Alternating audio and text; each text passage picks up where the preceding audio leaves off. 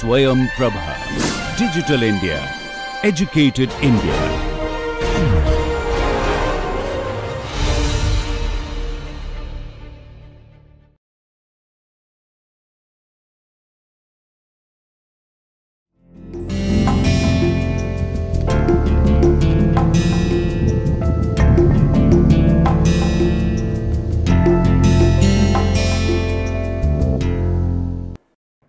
Welcome dear learners to the another session of International Business Management. I am Dr. Manisha Goswami, Assistant Professor at Institute of Business Management, GLA University, Mathura. Today we are going to begin with lecture number 14, and this lecture is regarding the various Forex derivatives and foreign investment issues. Before we are going to start with the lecture number 14, let's quickly look at what we did in our previous lecture number 13. In the previous lecture number 13, we talked about certain foreign exchange risk, and that is very imperative, because when you are dealing in the foreign market, when you are dealing in foreign exchange or the foreign currency, you are going to get affected by the fluctuations taking place in exchange rate. Avoiding such fluctuations can only be possible through right managerial skills, right? You need to apply certain techniques of hedging in order to overcome those risks or minimize the risk which are prevailing in the foreign exchange market. So, there are certain types of the risk which are there in the foreign exchange market that we discussed in the previous lecture. Like first one is the transaction exposure that we discussed in the previous lecture, and this transaction exposure try to be minimized through contractual hedging and a natural hedging.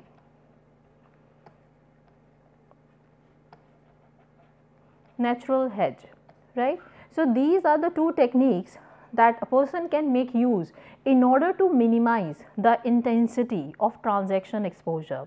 What is a transaction exposure?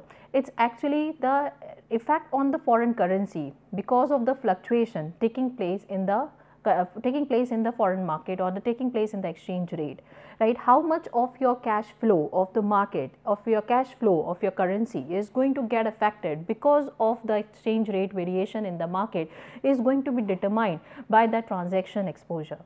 Say for example, a particular company is making a deal of buying an aircraft at certain dollars, right? And there is a hike in the value of the dollar, right? Then that particular hike in the dollar value, and because of which now you have to pay extra amount, that is the remaining hike amount, that is going to come under the transaction exposure. And such kind of transaction exposure can be minimized through hedging process. Hedging is the mechanism or is a process of minimizing the risk by buying or selling the foreign currency in the foreign exchange market. Now, let us look at the second and quickly review it, because we had already discussed them in much more detail in the previous lecture. Now, let us look at the translation exposure. In a translation exposure, it is talking about that when you as an MNC, you are having certain subsidiaries in various international market, then what you have to do, you will be calling for the financial statements from all your subsidiaries, and you want to consolidate those financial statements in the domestic currency of the parent company. So, if in case there are some variations or there are certain fluctuations in the exchange rate value of the host country subsidiaries, is going to affect your consolidated financial statement summary in the domestic currency. So, as you are translating the host country financial statements into your domestic currency financial statement, then they are exposed to certain risk, which can be minimized through forward contract or future contract. That is one of the managerial skill that can be used in order to overcome this translation problem or the translation risk. Next is the economic exposure. Economic exposure are usually happening when you are not able to take the correct investment decisions, when you are not taking you are not framing correct financial strategies, when you are not framing correct marketing strategies or the production strategies. Economic exposure are usually going to affect the circulation of your cash flows, and because of the fluctuation in the exchange rate or because of the adverse impact of the exchange rate, the cash flow of the company is going to get affected, and it is also going to affect the profit margins of the organization.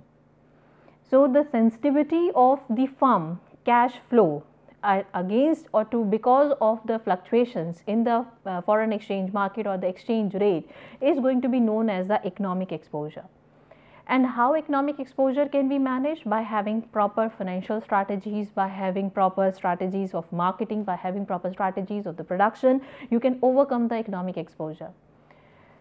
Say for example, let's take an example of the Volkswagen company in the year 2011. They decided to open their plant, their manufacturing setup in US.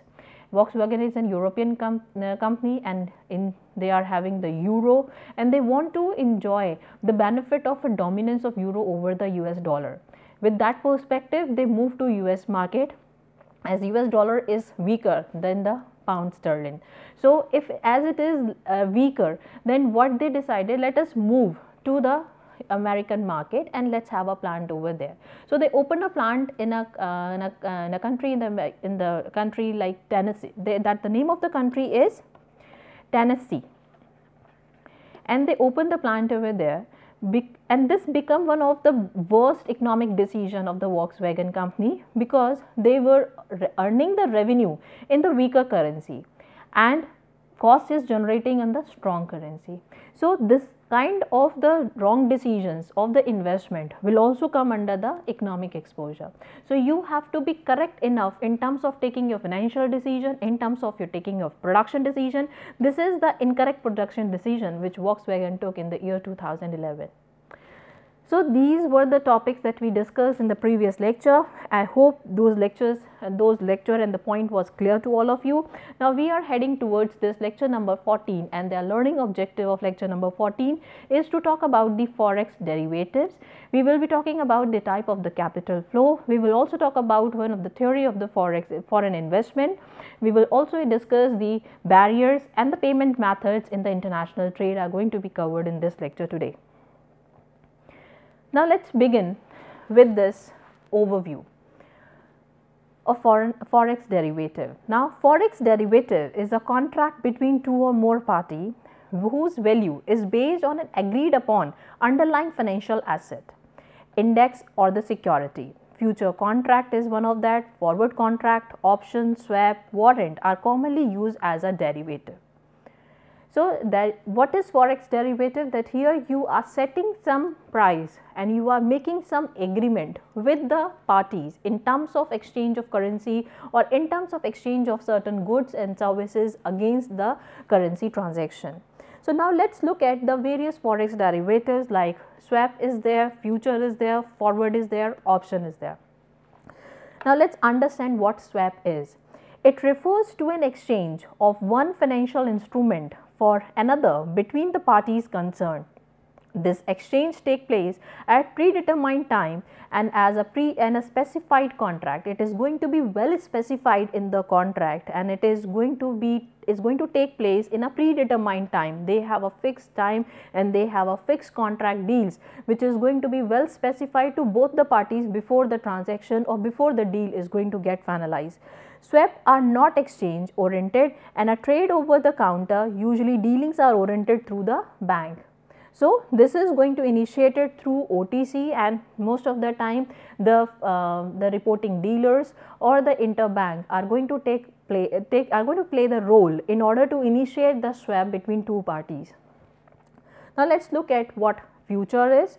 Future are the derivative financial contract that the obligate party to transact an asset at predetermined future date and the price.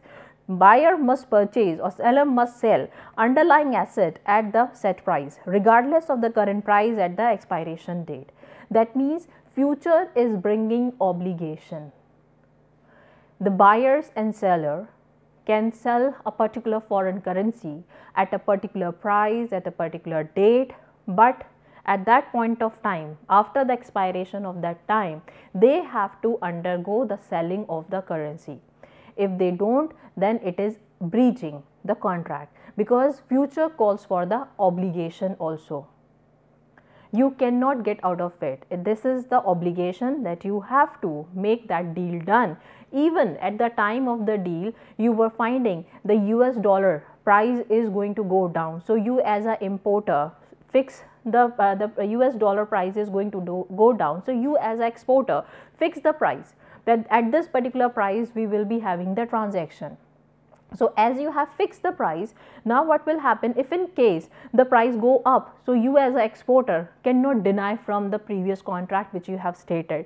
If you have stated that if the dollar is going to 40 INR, then I am going to make a sale, and this is the fixed thing, no matter if it rose up to 41, no matter if it rose up to 45, no matter whatever the price of the dollar is at the date of the expiration, you have to make the deal at this price, because it has been stated or fixed, because you have already stated here that underlying asset at a set price regardless of the current price at the expiration date. That means maybe by the time the tenure gets over, whatever the time you have set for the deal, and as soon as that deal time gets over, you have to make the payment on the basis of the set price. This is what the future is. Now let's try to understand the difference between the two, how swap is different from futures for the better understanding of you. Swap is a contract made between two parties, same is the case with the buyers as well, that agree to swap cash flow on a date set in the future. Right, so they agreed to swap the cash flows. It is like more or less like a parallel loan, right? In the previous lecture we talk about the parallel loan, which is not very much popular nowadays, though the credit swap is taking place, and this is that credit where the two parties agreed upon to exchange that cash or to swap the cash flow on a specified date. However, the future contract obligates a buyer to buy a seller, buyer to buy or seller to sell a specific asset at a specific price to be delivered on a predetermined date. That means future is creating an obligation. Obligation on whom?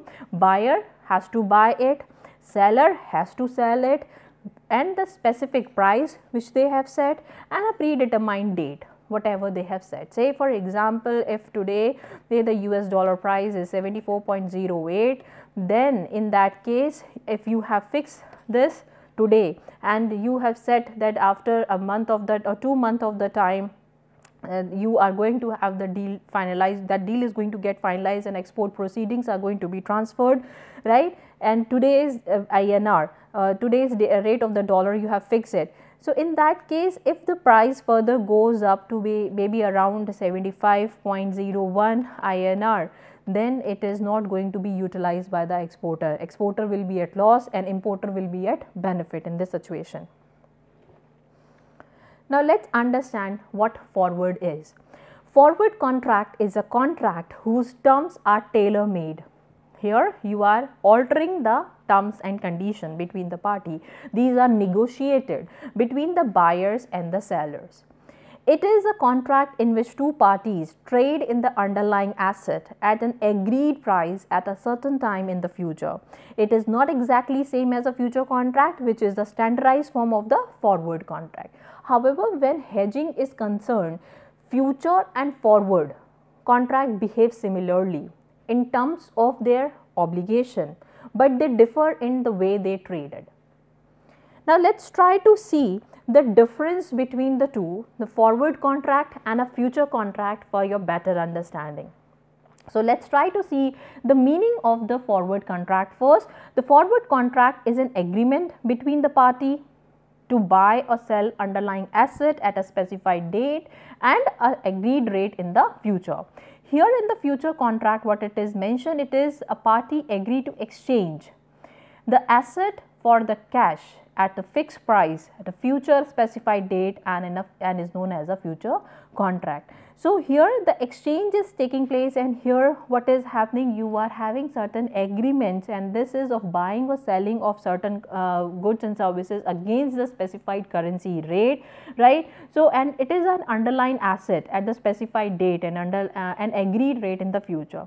Let's further try to understand what exactly the forward and future rate is. If you are still not clear with the difference, then what it is a tailor-made contract, it is a standardized contract. That means it is going to vary from on the basis of party to party. However, there are fixed standards of the contract in future contract. This is not going to vary on the basis of the party. This is going to be very much fixed, right?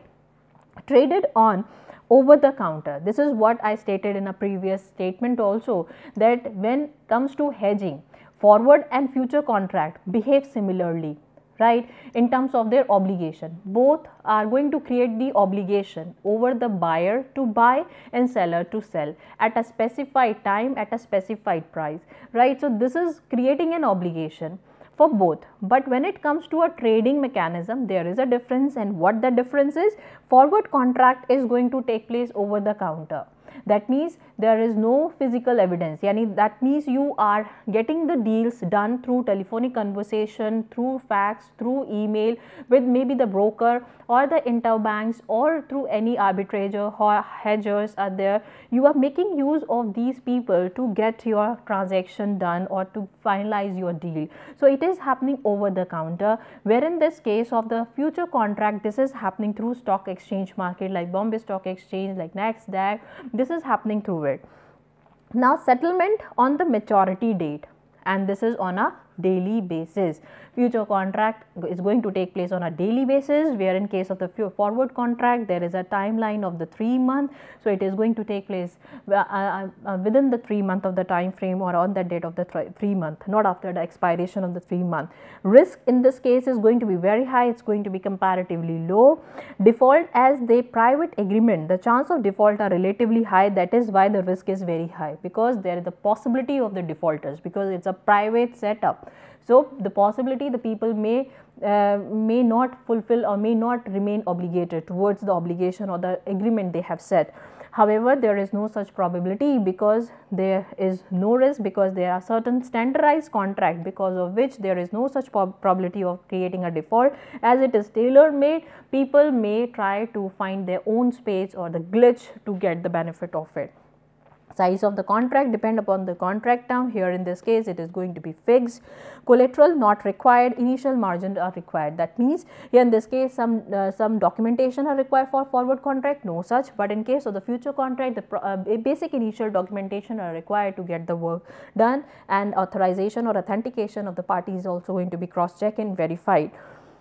Maturity as per the terms of the contract, right, usually it is a 3 month, but it can be adjusted, because here you have a autonomy to fix the timeline. So it's up to the contract, it's on the basis of the contract you are going to fix the timeline for this, and it is a predetermined date.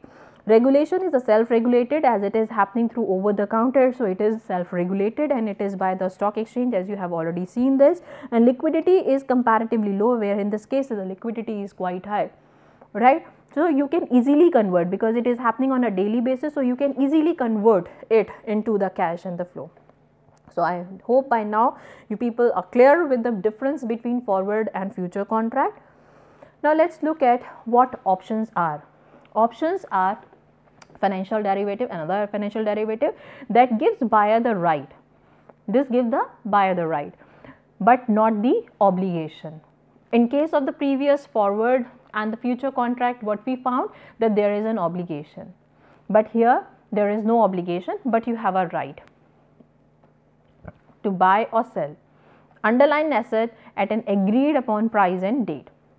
Call option, put option is there. From the basis for the wide range of option strategies designed for hedging income and speculation. We will try to understand these two aspects again. Options are derivatives of financial security. Their value depend upon the price of some other asset. For example, the derivative include call, put, forward of swaps. Here, when the option is there, importer is going to have two options. What kind of options he can put? Buy, call option, sell, put option. Where in case of the exporter, buy, put option and sell, call option. Now let's try to understand what is this call, what is this put. Call is declaring that you are now ready to sold off the product. and put that you are not ready for it. Let's look at the difference between the call option and put option. Call option gives the buyer the right but not the obligation for sure to buy underlying security at the exercise price and not within the specified time. So that means at any point of time, if a particular importer is finding the price of the dollar is going to get increased and it is going to affect your earnings, and you have to significantly pay more or extra charges to the exporter because the price of the dollar is going to hike. So you are going to have a right of putting the buy call option. You can put buy call option, wherein exporter can put where the exporter can put buy put option, that he don't want to sell because he is speculating that price is going to go high, so I will be earning more of a money. So put option give buyer a right but not the obligation to sell the underlying security at the exercise price or the specified time. That means if he is finding that the particular commodity, in case it is going to go down, so you can also put forward your option that you are now going to sell it off your commodity because there is a possibility that foreign exchange market rate is going to that there will be a lot of fluctuation or the US dollar price is going to go down. So before it go down, let me put the buy put option. Now let's try to understand how options are different from the future. So future contract, as you already know, it's an agreement between two parties, buyer and seller. Why they are having an agreement? Because they want to buy certain foreign currencies, and when they will be buying on a specified time and at a specified date, and they are going to fix the price as well and the future with certain price. But in case of option, and this is going to be an obligation.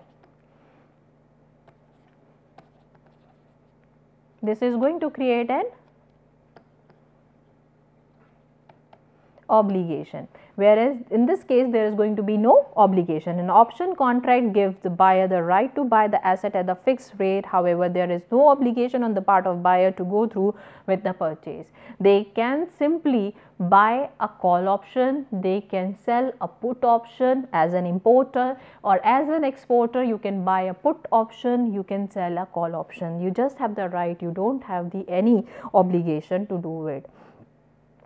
Now let's talk about the foreign investment theory, that is purchasing power parity theory. This purchasing power parity theory is a popular matrix used by macroeconomic analysts that compare the different country currencies through the basket of goods approach. Right, in the entire world there are various different currencies, and on the basis how the currencies are reacting and on the basis of the demand of the various currency in the world market, they are going to check the purchasing power parity of that country. And sometimes the purchasing power parity is also used for calculation of your gross domestic product. Right, purchasing power parity allow economists to compare the economic productivity and the standard of living within the country. The country having more purchasing power parity, for sure the economic condition of that country is good. For sure these countries must be a developed country, must be having a more of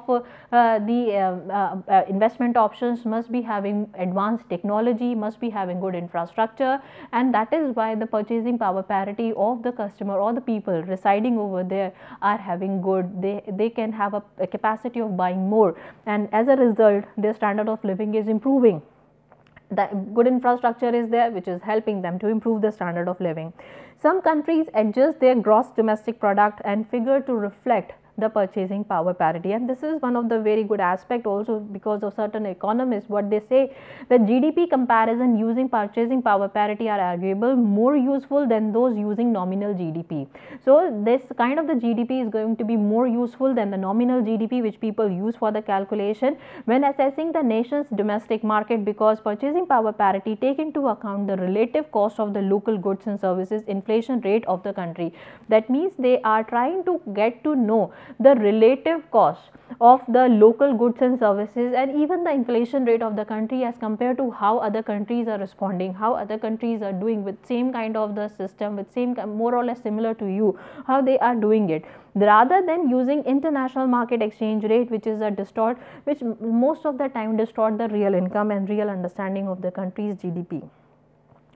So this is about the purchasing power parity, and so far we had talked about the foreign exchange derivatives also. We had understood the difference between the swap, future, forward, option, and we even get to know that how these different foreign exchange derivatives can be used in order to set your deal for the foreign market. But after which we discuss about the foreign investment theory, that is purchasing power parity theory. This is one of the very important theory which economists are making use in order to assess the economic condition of a country and also helping us to identify the standard of living of a people in that country. Now let's talk about the types of the capital flow, in which particular different form a money can flow to your country. So there are broadly two ways on the basis of which money can flow in the country. One is the foreign direct investment and second one is the portfolio investment. So far we were talking about the portfolio investment and we were talking about the foreign exchange market, and this is relatively volatile. The foreign portfolio investments are very volatile, and also known as a hot money. Why? Because there is no such fixed tenure for which in particular foreign investor are investing in your Bombay Stock Exchange or investing in your National Stock Exchange or the Nasdaq, or the people from India investing in London Stock Exchange. There is no fixed time. It might be just in a day, they might be doing intra trading or they might be doing the trading for inter trading maybe. So there is no fixed time, or they might be doing for the longer span of the time. So as it is not fixed and the liquidity of this market is quite high, at any point of time if there is emergency, the person are going to start withdrawing the money from the foreign market. So that means this foreign portfolio investment is a good source of earning quick and short term foreign currencies or the foreign reserves. But from the long term perspective, these are little volatile, not to be trusted much, because we can recall at the time of 2008 when there was a crisis in America, and because of the crisis in America, many Americans have invested their money in India, Greece and other countries across the globe, and because of the crisis there in America, they start withdrawing the money from different parts of the world.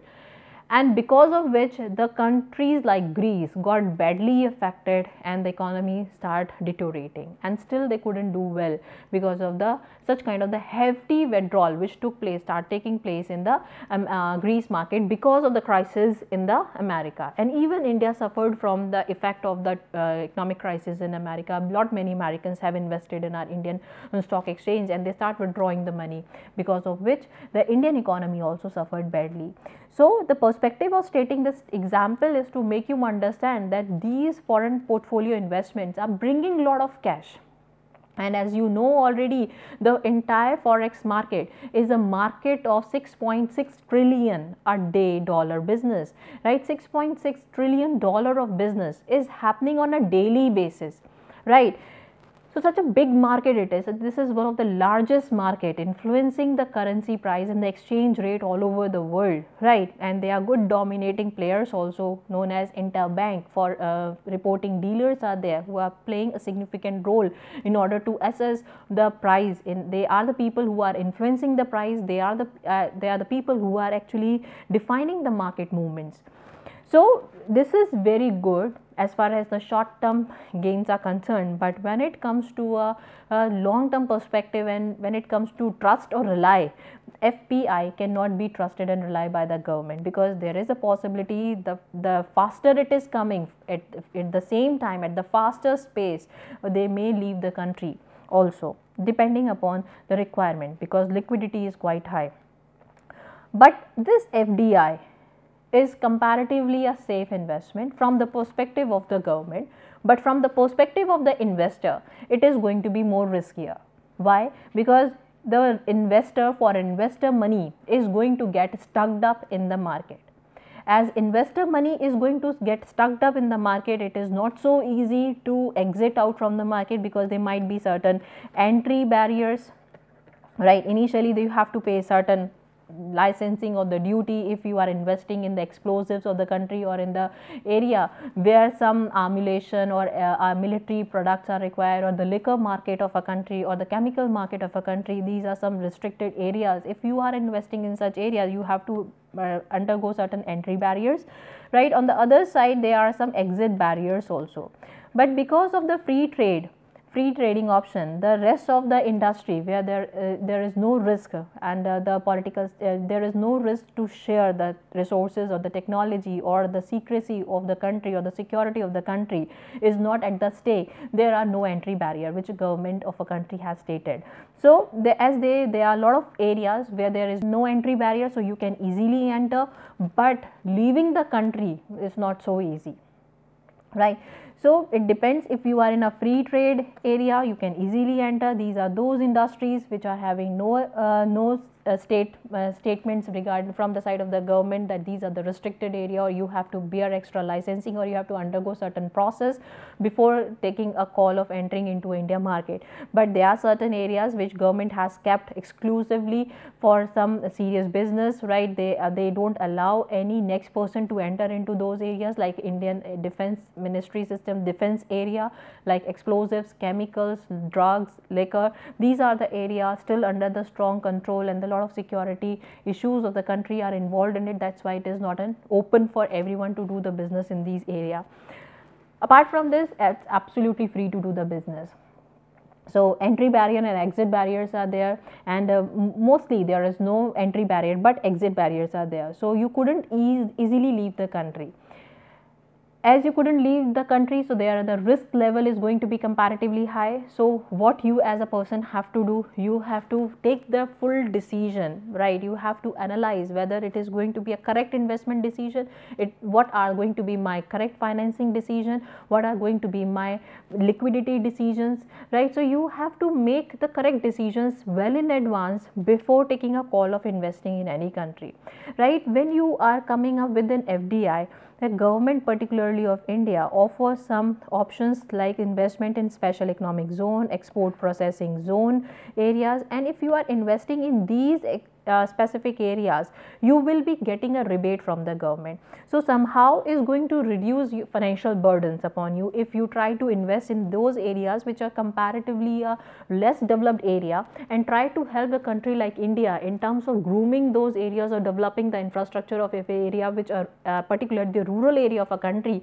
Then you will be getting certain benefits. So it's going to be a win-win situation for both the parties, the government as well as the foreign investors, because they are getting some rebate and relaxation, and as they are investing in the rural area or the countryside of a country which is less developed, eventually with their investment that area start developing, the roads start improving, electricity supply start improving, schools start opening over there, medical services start improving there. You can take an example of Gurugram. Gurugram was earlier coming under the special economic zone category. Later it was removed because after the proper industrialization or the development of the places. Noida still coming under the special economic zone area. So after the development of this plate fully is going to be taken off, right? So every government is identifying and having some area which are going to come under the special economic zone area, and it's going to be a point of support from the side of the government, and it is going to be a very lucrative offer for the foreign investors to invest in. So foreign direct investment, as we had discussed in the previous lecture also, are predominantly of three types, right? One is the greenfield investment, second is the greenfield development, third one is the brownfield investment. So if you are having a greenfield investment, what are the things that you need to do? You need to find out that as I am going to start the business from the scratch, from the zero level, I have to find out the best plant in the foreign country.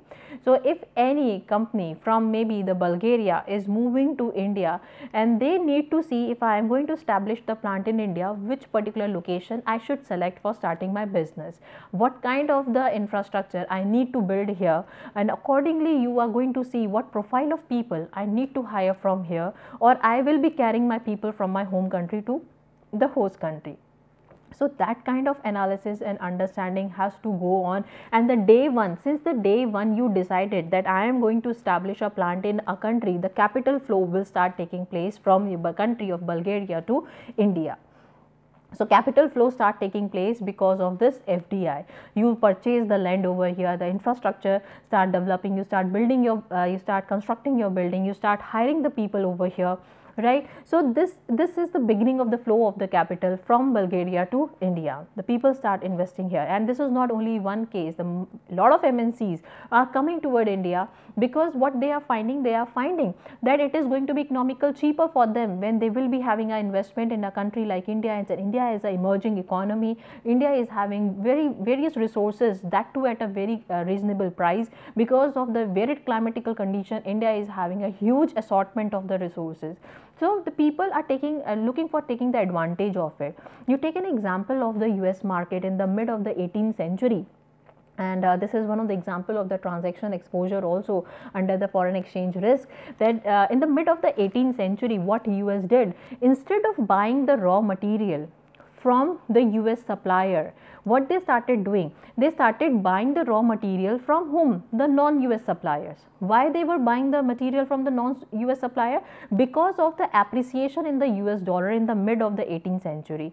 As the US dollar kept on appreciating, which start creating a trouble for the US companies to afford that appreciation or that cost of the raw material, because ultimately the product is becoming costly to be afforded by the customer. Because if raw material is coming costly, ultimately the selling price is also going to go up.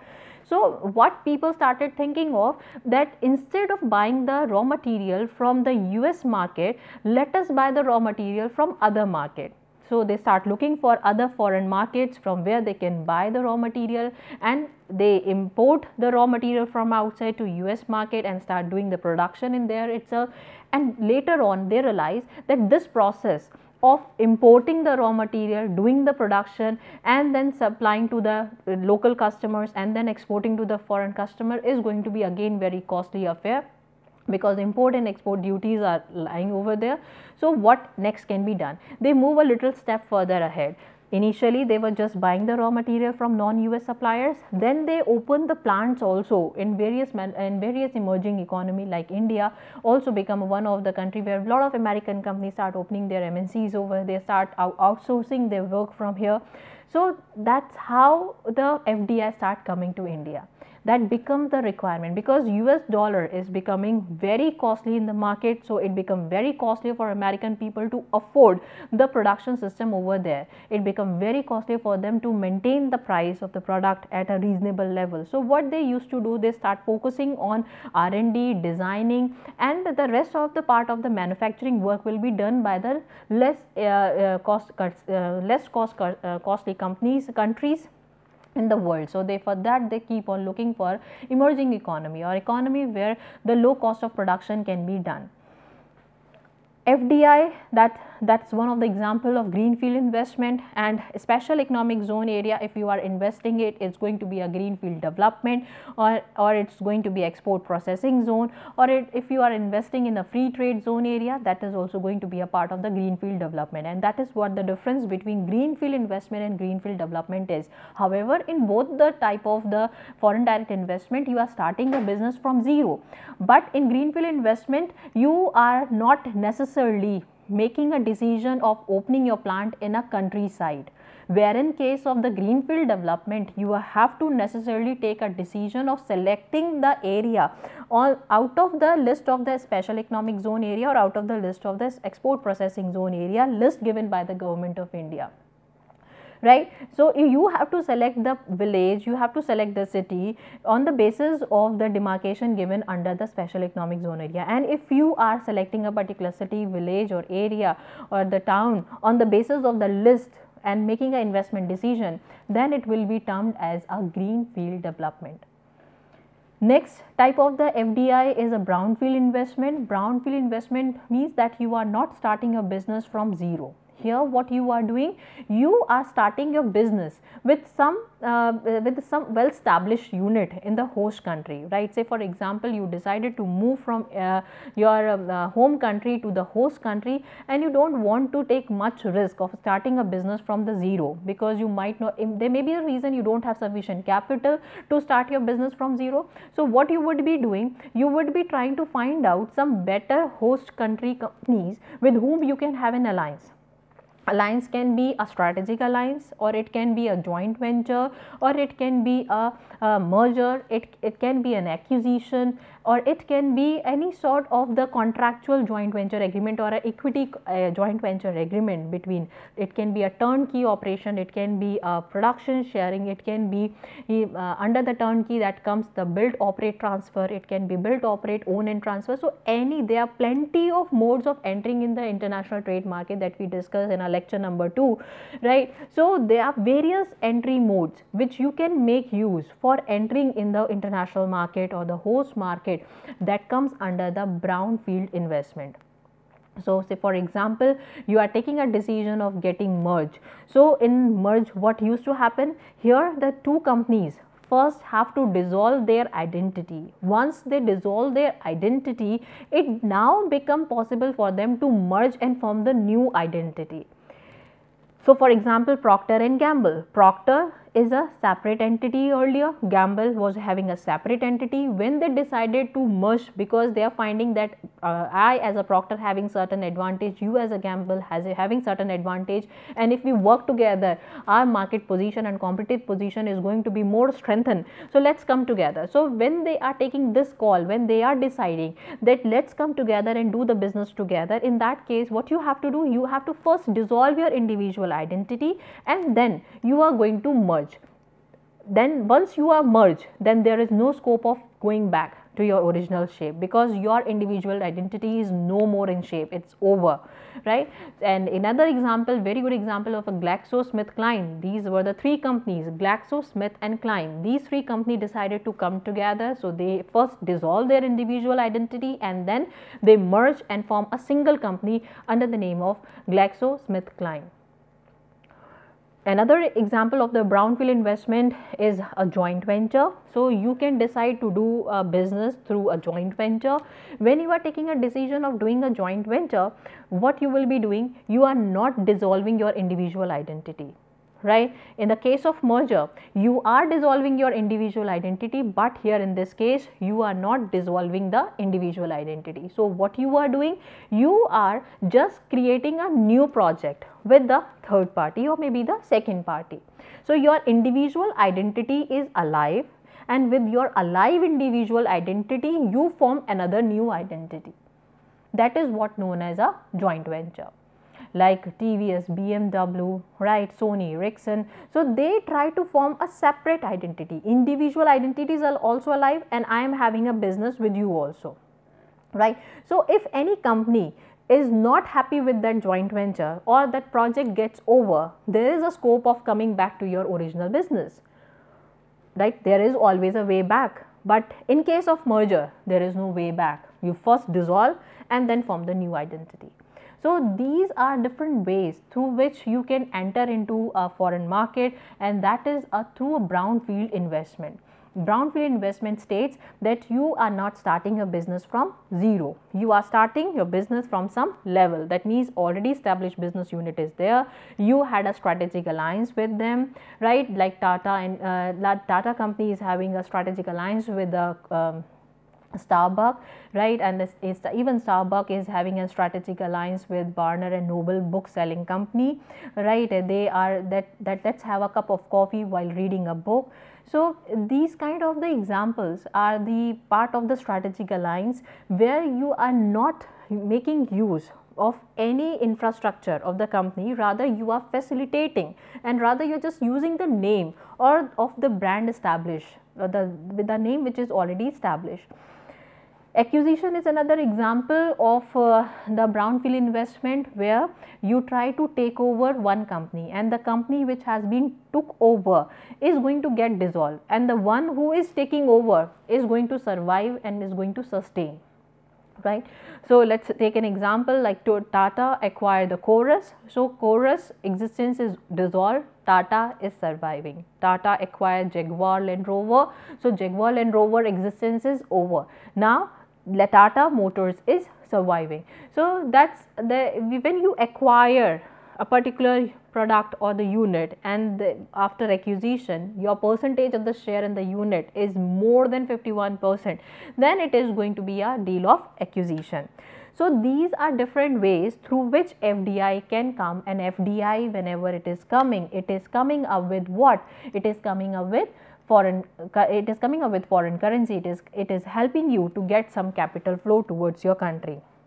Another way of getting the money, which is a negative way of getting the money, this is not a good way of getting money.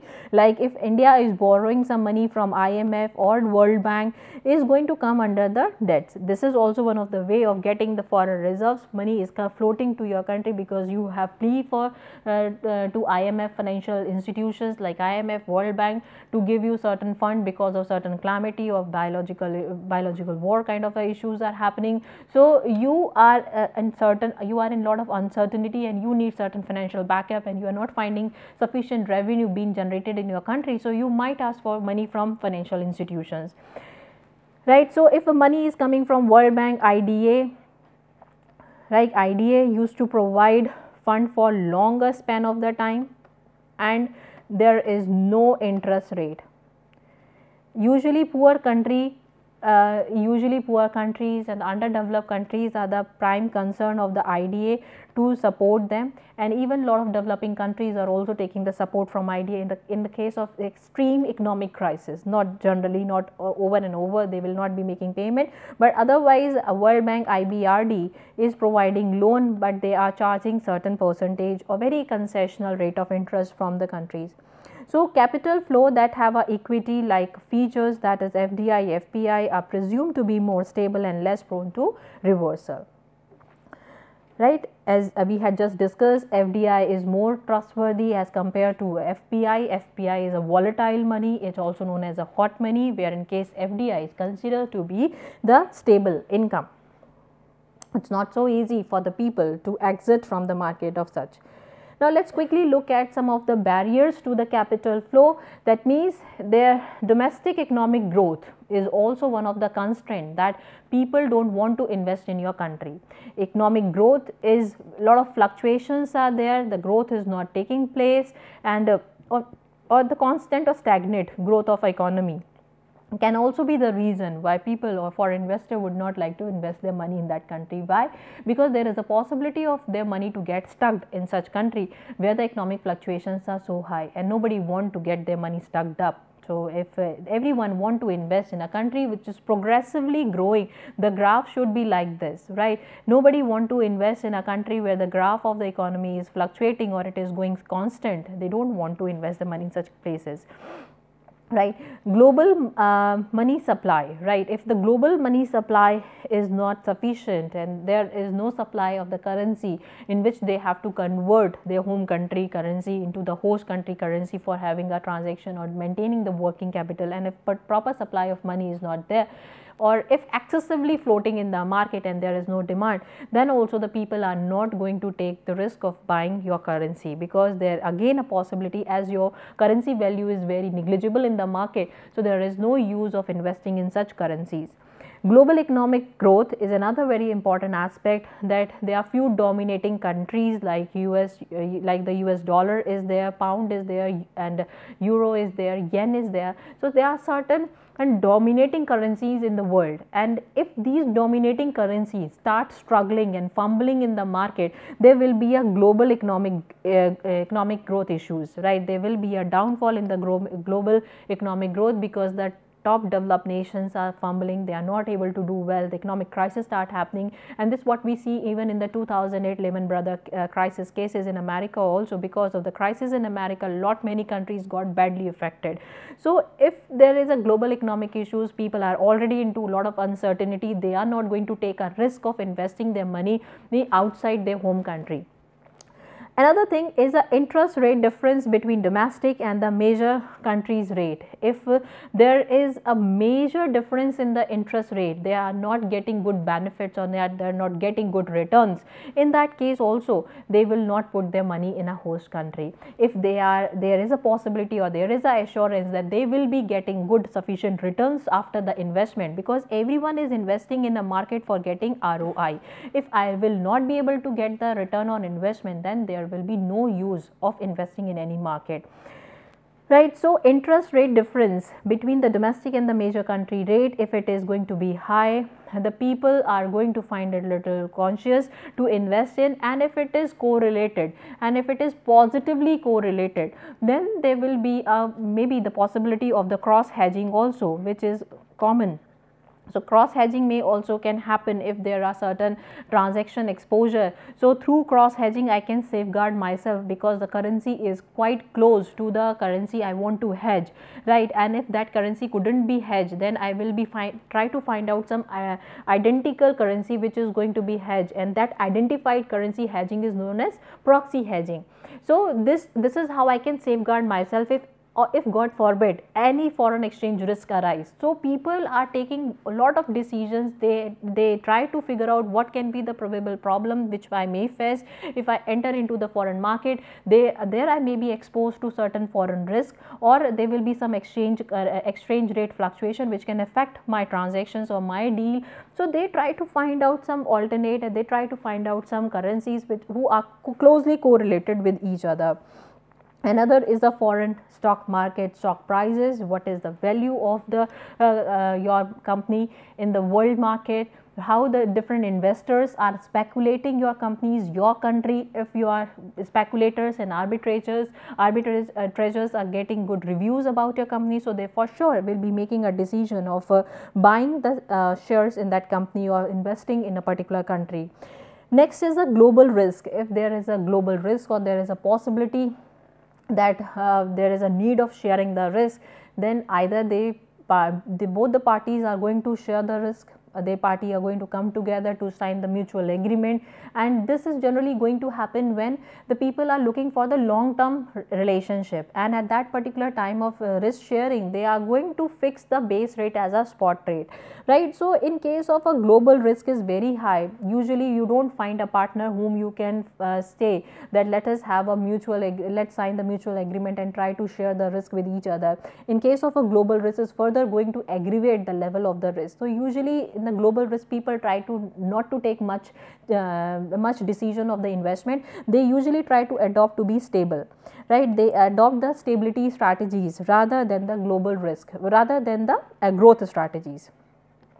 Rather than the growth strategy, they go for stability strategy. In some of the badly affected industry, even the retrenchment strategies are adopted to overcome the crisis of the global risk. And capital flow openness. If capital flow openness is not there, the money market is the closed market, right? That means you have not integrated your country economy with the nation's economy. So first you have to create a capital flow. First you have to bring the openness in the market. First you have to remove all the barriers from the market, and once you able to remove all the barriers from the market in terms of the foreign currency transaction, the way Indian government has done, they have brought the 100% current account convertibility, which makes that Indian citizen can convert into any foreign currency. They don't have to take permission from RBI. So such kind of the capital flow openness you need to bring, such kind of the convertibility issues have to be taken care of, so that easy transaction can take place, and which is going to further facilitate and smooth the functionality of trading in the foreign exchange market. So these were certain barriers of the capital flow. Now let's look at the methods of payment in international market. There are certain methods, and depending upon the deal which you are having with the importer, or the importer and exporter are having with each other, there is going to be the different methods of payment. Now let's begin with this cash in advance, right? In this case of cash in advance, what is going to happen? You as a importer has to make the payment in advance. So this is very risky for the importer. This is the thing which importer don't like, but this is the thing which exporter like the most, right? Exporter like the most, that I am getting the cash in advance and then I am shipping the consignment to the importer. So before any transaction of consignment is taking place, I am getting the money already in my account. That is what cash in advance is concerned, and this is safest for the exporter but very risky for the importer.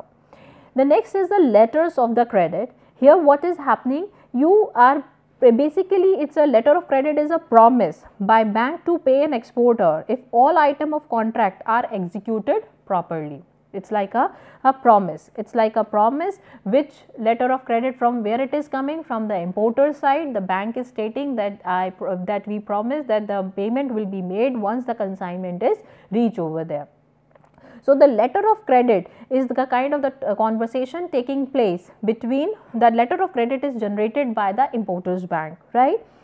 Then documentary collection. Documentary collection is when exporter instruct their bank. Exporter is instructing whom? They are instructing the bank to let the importer know that the consignment is going to be shipped and request for the payment has to be passed to the bank of the importer.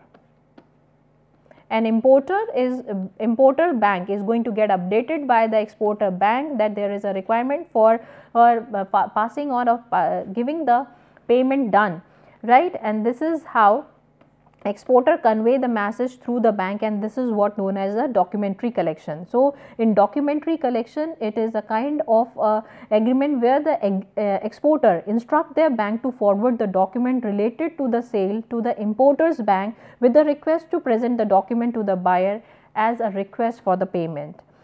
Next is the open market or the open account, sorry. So, open account is a scale in which goods are shipped and delivered before the payment is due, usually 30, 60 or 90 days. These are the days within which the payment has to be done, but the consignment has already reached, right. So, that is an open account. Open account is a sale in which goods are shipped and delivered before the payment is to be received, right. Payment might be going to be received in any of these dates which are fixed between the agreement between exporter and importer, but the consignment has already reached. This is what the open account is. And consignment is the situation where it is which is quite similar to the open account in some way, but the payment is sent to the exporter only after the goods has been sold. So, here what is going to happen, under the consignment, importer is going to sell the goods, then only after selling the goods, whatever the earning he is going to get is going to give it to the exporter. So, here this is very safe for the importer. The consignment is considered to be most safest for the importer and very risky for the exporter. Why? Because in case of the consignment, if there is a deal or the transaction of the goods and services taking place between exporter and importer through the consignment mode, then in this case what is happening, importer is not going to make the payment at the moment he is receiving the consignment. Once he will receive the consignment, he is going to sell off all the goods in the market. After selling the goods, he is going to make the payment to the exporter. That is the consignment. So, from the perspective of the importer, this is the least preferred thing and this is the most preferred thing, and from the perspective of the exporter, consignment is the least preferred, whereas cash in advance is the most preferred. Now, let us look at the different topics that we had discussed today. Today, we talked about the Forex derivatives. Here in this case, we talk about the swap, we talk about the future contract, we talk about the forward contract, we talk about the options, right, and even try to see the difference among them. We had also discussed the different types of the capital flow. Here in this case of the capital flow, we get to know there is an FDI, FPI is there, and even the debt is there, that you can borrow the money from various foreign institutions, right. Even we get to know about the foreign investment theory, that is the purchasing power parity theory, that help us to know the economic condition of a country as well as the living standard of a people. And even we had just discussed about the barriers of the capital flow, and that has to be taken into account when you are opening up your economy. You have to create a system where there will be no barriers, and even be able to understand what are the different modes of payment in the international market and which particular payment mode is one of the safest mode of the payment from the point of view of the exporter or from the point of view of the importer. These are the different books that I have referred in today's delivering this today lecture, and I hope today's lecture is clear to all of you. Thank you so much.